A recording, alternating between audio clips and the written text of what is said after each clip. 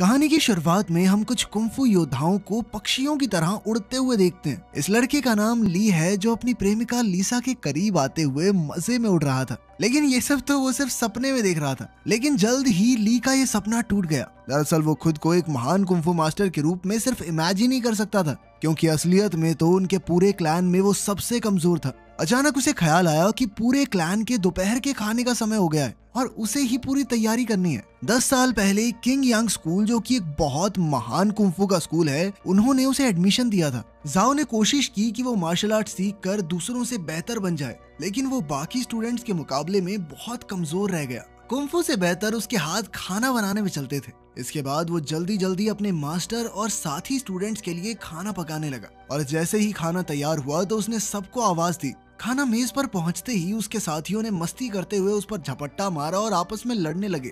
इन students की power का हिसाब लगाने के लिए इतना ही काफी था कि उनमें से एक ने खाने को हवा में ही रोक दिया। थोड़ी देर बाद मास्टर की पत्नी सुरु आई और उसने हमला करके उसे जमीन पर गिरा दिया। फिर जब मास्टर की एंट्री हुई तो सभी एकदम डिसिप्लिन में शांति से बैठ गए। स्टूडेंट्स को अब सिर्फ नॉर्मल चावल खाने पड़े, क्योंकि ली के तैयार किए हुए खाने को तो वो बर्बाद कर चुके थे। अचानक से मास्टर ने ली से पूछा कि भाई खाना तो ठीक है, तेरी ट्रेनिंग कैसी चल रही है? ली बड़ी खुशी से बताने लगा कि मैं पहले लेवल को बस पार करने ही वाला हूँ, जिस पर उसके साथियों ने तुरंत उसकी वाहवाही शुरू कर दी। लेकिन मास्टर को यकीन नहीं हुआ और उसने ली को आगे बुलाकर उसके शरीर की ऊर्जा को जांचने का फैसला किया। इतने सालों की ट्रेनिंग के बावजूद भी ली कुछ ही पलों में झुकने लगा। ये देखकर लीसा, जो मास्टर की बेटी है, पीछे से ली को सहारा देने लगी। लेकिन मास्टर धीरे धीरे अपनी ताकत को बढ़ा रहा था, इसलिए धीरे धीरे सभी चुपके से अपनी ऊर्जा ली को देने लगे ताकि वो मास्टर के टेस्ट में टिका रहे।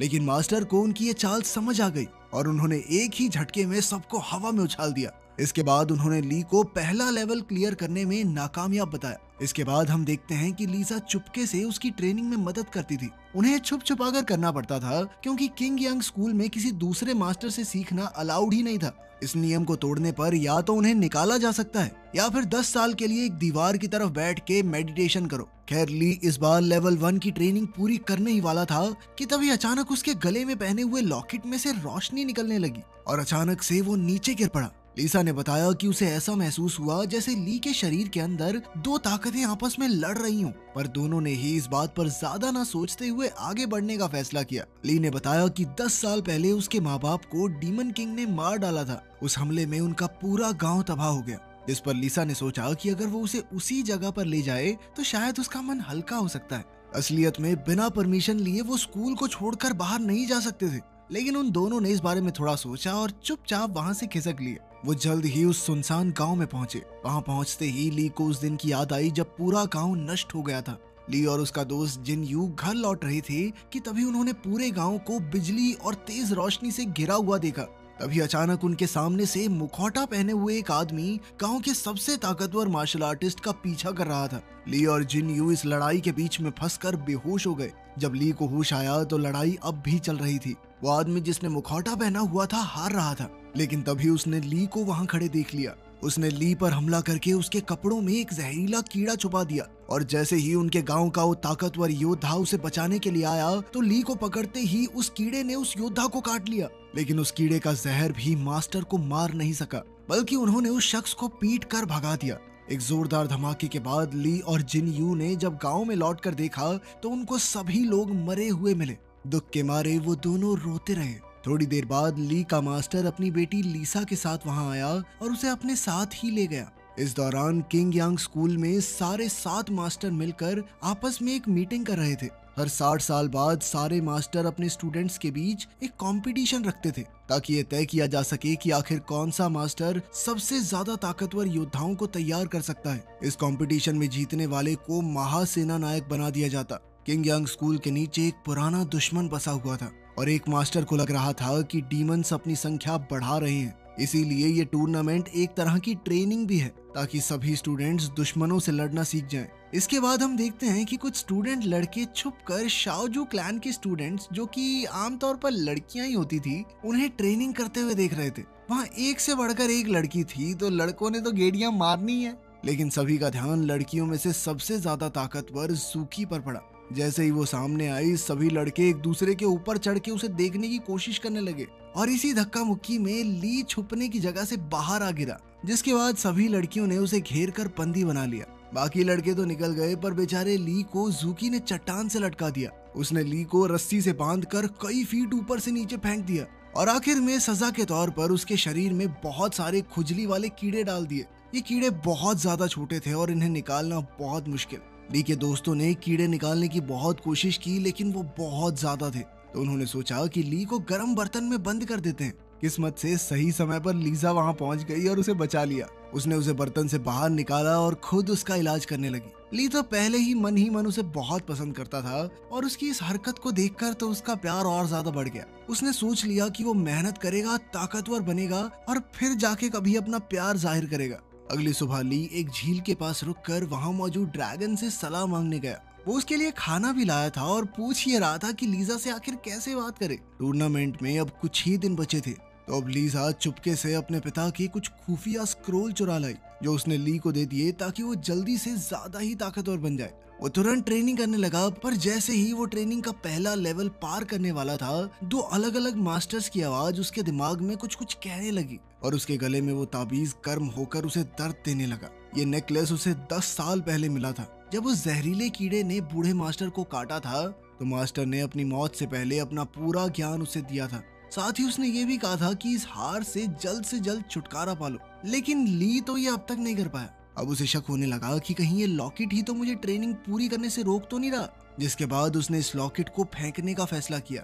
वो सबसे ऊंची चट्टान पर गया और अब वो लॉकेट फेंकना चाहता था, लेकिन एक बंदर उसे छीनने के लिए वहां गया। ली तुरंत वहां से भागा, लेकिन बंदर उस पर लगातार पत्थर फेंकता रहा। अंत में ली नदी में गिर गया। वो ऊपर तैरने लगा पर पत्थर उसे और गहरा खींच रहा था। नीचे कुछ रहस्यमयी सी चमकती हुई रोशनी दिख रही थी, लेकिन जाने से पहले पत्थर ने अपनी दिशा बदल दी और उसे वापस ऊपर ले आया। बंदर ने वो लॉकेट चुराने के लिए उसके हाथ पर काट लिया, जिसके बाद ली ने उसे दूर धकेल दिया। जैसे ही ली का खून उस लॉकेट पर लगा तो झील के नीचे से एक छड़ी बाहर आई। आसमान में अंधेरा छा गया और अब वो छड़ी हवा में तैर रही थी। ली के गले का वो लॉकेट अब अचानक से दोबारा बहुत ज्यादा गर्म होने लगा, जिसके बाद जल्द ही वो जाकर छड़ी के साथ पूरी तरह फ्यूज हो गया, मानो ये हमेशा से एक ही चीज हो। सभी सातों मास्टर आसमान को इस तरह देखकर हैरान रह गए। वो समझ गए थे कि ब्लड सकिंग पर्ल नाम का एक खतरनाक हथियार फिर से जाग उठा है। ये ब्लड सकिंग पर्ल असल में डीमन किंग का हथियार था, जो उससे छीन कर कहीं कैद कर दिया गया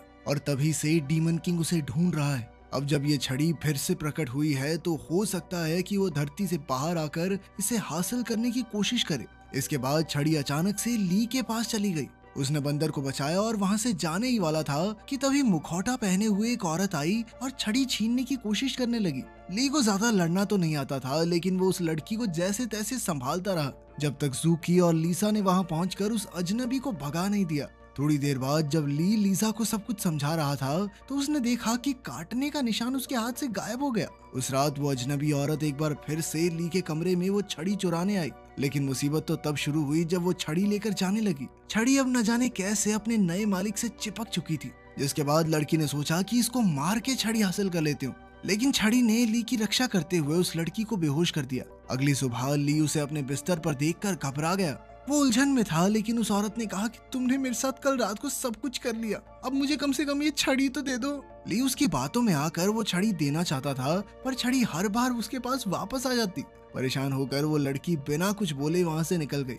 जल्द ही हमें पता चला कि वो छड़ी तो ली से बात भी कर सकती थी। अगले दिन दूसरे मास्टर्स के स्टूडेंट्स भी स्कूल में पहुंच गए और अब टूर्नामेंट जल्द ही शुरू होगा। उनमें से एक ली का पुराना दोस्त था जो एक दूसरे मास्टर के पास ट्रेनिंग करके एक बहुत ताकतवर योद्धा बन चुका था। जब उसे पता चला कि 10 साल बाद भी ली ट्रेनिंग का पहला पड़ाव पार नहीं कर पाया तो वो कहने लगा कि भाई तेरा मास्टर ही बेकार है, उसने तुझे ठीक से सिखाया ही नहीं होगा। एक दिन ली अपना कुछ काम कर रहा था जब उसने याओ को फूलों के खेत में देखा। वो चिल्लाकर उससे बोला कि फूल मत तोड़ना, उनको दर्द होगा, ठीक है। तभी अचानक बहुत से घुड़सवार योद्धा वहां पहुंच गए। लड़की ने ली को गिराकर उसे चुप रहने को कहा और जब वो नहीं रुका तो उसे चूम लिया। उनके जाने के बाद याओ उसके आसपास छड़ी ढूंढने लगी, पर ली ने कहा कि मैं तो उसे घर छोड़ के आया हूँ। जिसके बाद उसने ली को चांटा दिया और वहां से चली गई। लेकिन छड़ी अपने आप ही ली को बचाने के लिए उसके पास आकर खड़ी हो गई थी। बाद में जब ली अपना काम करके स्कूल में वापस पहुंचा तो उसने लीसा को एक दूसरे स्टूडेंट के साथ चिपका चिपकी करते हुए देखा। लीसा ये भी नहीं जानती थी कि ली उससे प्यार करता है, तो वो अनजाने में उसके सामने ही अपने प्रेमी की बातें करती रहती। मेरा बॉयफ्रेंड तो ऐसा है, वो ऐसा है, वो ऐसा करता है, ऐसा करता है। ली चुपचाप उसकी बातें सुनकर मुस्कुरा तो रहा था, लेकिन अंदर ही अंदर बेचारा टूट रहा था। अपना गुस्सा निकालने के लिए वो पास की एक चट्टान पर जाकर जोर जोर से चिल्लाने लगा, लेकिन उसके दोस्तों ने उसे सुन लिया, जिसके बाद वो शर्म के कारण वहाँ से भाग गया। भागते हुए उसे कुछ लोग उसका पीछा करते दिखे। तभी याओ उससे मिली। दोनों एक गुफा में छुप गए, जहाँ ली ने उस लड़की से सवाल किए। वो अपने मास्टर से छुप रही थी क्योंकि उसने एक नियम तोड़ा था। बातें करते वक्त वो कई बार छड़ी को छीनना चाहती थी, लेकिन उसका बस नहीं चला। गुस्से में आकर उसने अपना हथियार निकाला, लेकिन इससे पहले कि वो हमला करती, छड़ी ने खतरा महसूस करके उसे बेहोश कर दिया। ली को कुछ समझ नहीं आ रहा था, लेकिन वो तो उससे अच्छे से पेश आया। फिर कुछ देर बाद वो खाना लेने बाहर गया। वापस आया तो उसने देखा कि लड़की कुछ पका रही थी। पहले पहले उसे लगा कि कहीं उसने उसका बंदर तो नहीं पका दिया, लेकिन वो तो जला हुआ खरगोश था। जिसके बाद ली ने एक और खरगोश को छड़ी पर पकाया। लड़की ने उसे चक्कर कहा कि उसे अपनी माँ के पकाए हुए गोश्त की याद आ गई। ली के मन में ज्यादा चालाकी नहीं थी और ये देखकर लड़की ने उसे अपनी माँ की मौत और एक ऐसी जगह पर जीने की इच्छा जाहिर की जहाँ उनको कोई ना ढूंढ पाए। आखिरकार टूर्नामेंट का दिन आ ही गया। हर मास्टर के 7 स्टूडेंट्स को चुना गया था, जो आपस में लड़कर फैसला करेंगे कि आखिर नंबर 1 कौन है। इस टूर्नामेंट में अब टोटल 49 स्टूडेंट्स थे, तो ये फैसला किया गया कि जिसके हाथ में भी नंबर 1 बॉल आएगी वो सीधा अगले पड़ाव में पहुंच जाएगा। जैसे ही बॉल्स को हवा में छोड़ा गया, सब उड़ उड़ कर उन्हें पकड़ने लगे। एक मास्टर ने देखा कि ली अकेला ऐसा स्टूडेंट था जो उड़ा नहीं। सब उस पर हंसने लगे क्योंकि वो तो कुंफू में इतनी आगे तक पहुंचा ही नहीं था। इससे पहले कि ली जमीन पर पड़ी हुई बॉल उठाता, जूकी ने चुपके से बॉल बदल दी। इससे ली को नंबर 1 वाली बॉल मिल गई। ली सोच में पड़ गया और जब उसने जूकी का शुक्रिया अदा किया तो जूकी कहने लगी कि वो यहाँ लड़ने आई है, बिना लड़े आगे बढ़ने में उसे कोई इंटरेस्ट नहीं है। तो मैंने ये अपने लिए किया है, तुम्हारे लिए नहीं। टूर्नामेंट शुरू हुआ और 31 स्टूडेंट तो पहले दौर में ही बाहर हो गए। शाम को हम देखते हैं कि जूकी अभी भी ट्रेनिंग कर रही थी। वो काफी थकी हुई थी और अब तो बीमार लग रही थी। उसके मास्टर ने उसे आराम करने को कहा, लेकिन जूकी का कहना था कि वो किसी भी हालत में जीतना चाहती है, क्योंकि उसकी मास्टर कमजोर हो रही थी और वो नहीं जानती कि दूसरे मास्टर उसे इस तरह समझें। दूसरे पड़ाव में तो जूकी ने अपने ओपोनेंट को बिना तलवार चलाए हरा दिया। उसे देखकर तो अब सभी घबराने लगे थे। अब ली की बारी आई और उसके दोस्त उसे देखने आए थे। सभी ने उसे हल्के में लिया, पर ली ने बड़ी ही आसानी से विरोधियों को हराया। लड़ाई के दौरान उसकी आंखों के सामने थोड़ी धूल आ गई और इसी दौरान छड़ी ने खुद ब खुद अपने ओपोनेंट को हरा दिया। जब ली खाना खाने आया तो सभी उदास थे, लेकिन फिर ली ने बताया कि मैंने तो कर लिया क्वालिफाई। उसकी बात सुनकर सभी दंग रह गए। अगले राउंड में उसका मुकाबला अपने बचपन के दोस्त जिंग यू से था। जिंग यू को लग रहा था कि ली उससे बहुत ज्यादा कमजोर है, तो उसने उसे पहले वार करने का मौका दिया, पर छड़ी ने जोरदार हमला करके जिंग यू को हरा दिया। जिंग यू गुस्से में कहने लगा कि तूने अपनी ताकत छुपा के धोखा दिया मुझे, ये ठीक नहीं किया तूने। वो इस बात से इतना गुस्सा हो गया कि ली के साथ दोस्ती तोड़ के ही चला गया। रात को ली का बंदर उसे उन्हीं महिला योद्धाओं के इलाके में ले गया, जहाँ जूकी नदी किनारे बेहोश पड़ी थी। ली ने उसे उठाया और देखा कि वो काफी कमजोर हो गई थी। उसने जूकी को सलाह दी कि टूर्नामेंट छोड़ दो, पर जूकी ने कहा कि वो किसी भी हालत में इस टूर्नामेंट को जीत कर ही रहेगी।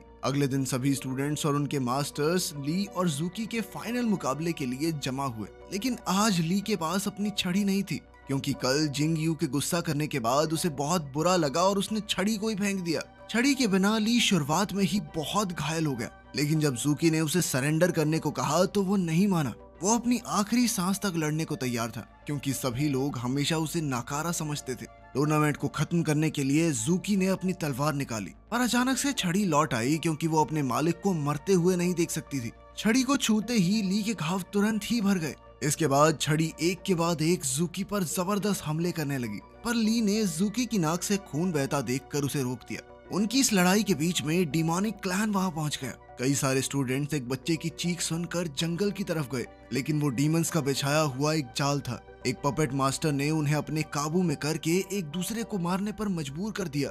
अब कई राक्षस धरती के नीचे से निकलकर स्टूडेंट्स को मारने लगे, ताकि डीमन किंग के स्कूल में आने का रास्ता साफ हो जाए। खैर, सभी 7 मास्टर्स ने ली की छड़ी को पहचान लिया और वो समझ गए कि यही डीमन किंग का वो खास हथियार ब्लड सकिंग पर्ल है। छड़ी को छीनकर ली को कैद कर दिया गया। उन्हें शक था कि ली ने शायद किसी काले जादू की ट्रेनिंग ली है, पर उसके मास्टर ने कहा कि 10 साल हो गए स्कूल से बाहर नहीं गया लड़का। तभी एक स्टूडेंट वहां दौड़ते हुए आया और उन्हें जंगल के हादसे के बारे में बताया। इसके बाद सभी समझ गए कि ली ने कोई गड़बड़ नहीं की, क्योंकि वो तो कैद में पड़ा है। फिर भी उन्होंने ली और छड़ी को बंद ही रखा और जांच करने निकले।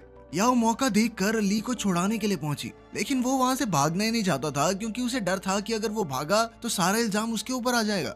लेकिन फिर याओ को उसे बेहोश करके वहां से ले जाना पड़ा। छड़ी ली को बचाने के लिए सामने आई तो याओ ने उसे समझाया कि मैं तेरे मास्टर को कुछ नहीं कर रही, मैं तो उसे बचाने आई हूँ। जिसके बाद छड़ी भी याओ की मदद करने लगी, लेकिन याओ झूठ बोल रही थी और वो उसे अपने पिता के पास ले गई, जो डीमन मास्टर निकला। डीमन मास्टर ने ली को देखते ही हमला किया, लेकिन याओ ने बीच में आकर अपने पिता का मुकाबला किया। वो चाहती थी कि उसके पिता ली को सिखाएं, ना कि मार डालें। उसने ली को बचाने की कोशिश तो की, लेकिन वो अपने पिता की शक्ति के सामने ज्यादा देर टिक नहीं पाई।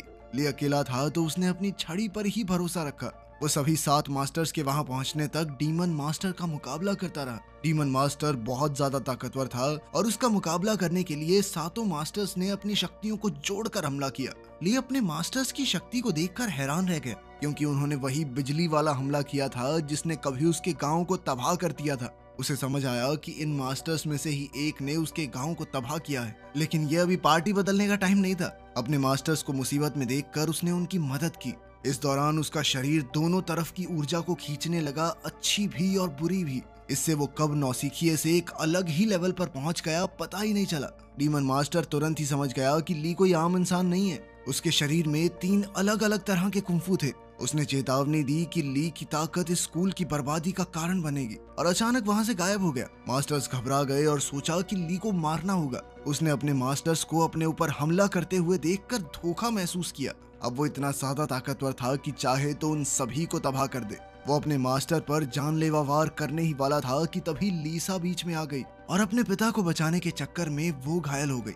लीसा बहुत ज्यादा घायल थी, लेकिन फिर भी उसने हाथ बढ़ाकर ली को अपने आप को पहचानने को कहा। ली होश में तो आ गया, लेकिन बेचारी लीसा अब मर चुकी थी। इस मौके पर जूकी की मास्टर ने उसे ली को मारने को कहा। जूकी हिचक तो रही थी, लेकिन फिर भी उसने अपनी मास्टर का कहा टाला नहीं। पहला हमला ली के साथी ने रोक दिया और दूसरा उसके मास्टर ने रोका, जो ली से कहता रहा कि जल्द से जल्द यहाँ से निकल जाओ और फिर कभी वापस लौट कर मत आना। तीसरी बार हमला करने के लिए जैसे ही जूकी आगे बढ़ी तो उसे याद आया कि ली ने उसकी जान बचाई थी, तो अपना एहसान उतारने के लिए उसने ली को जाने दिया। ली घायल याओ को उठाकर उड़ गया, उससे यह वादा करते हुए कि वो उसे एक ऐसी जगह ले जा रहा है जहां उसे कोई ना ढूंढ पाए। तो आपको बहुत टाइम बाद ये कुंफू मूवी कैसी लगी कमेंट्स में जरूर बताना। अगर ऐसी मूवीज और देखना चाहते हो तो कमेंट कर देना, ठीक है।